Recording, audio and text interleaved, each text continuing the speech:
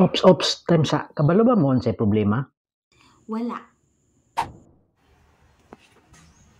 For today's video guys, Ang problema ani niya guys kay kusog kayo ang vibration. Kanya kung maghunong ni siya guys, ay kung dili niya mo kupta ng brake, mudagan na ni siya giyaha, kailangan ni mo kupta ng brake, murag automatic na sakyanan ba. Kunya perti pa jung gahi ayatras, tanawan niyo ning ligi guys. Gahi jud kay tuyo ko ni gid siya bido.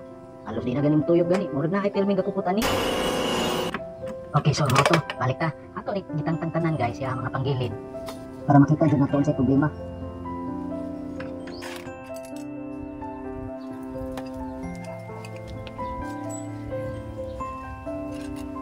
Hala, mao din nakaingon guys, tangtang spring. Oh, din eh. Nasaktan na rin problema guys.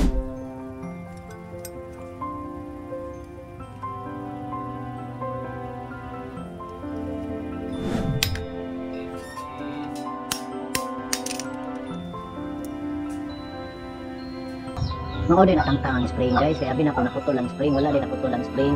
Niya di ay clutch lining mismo na nagisi ay kita man ninyo sa video nagisi dito.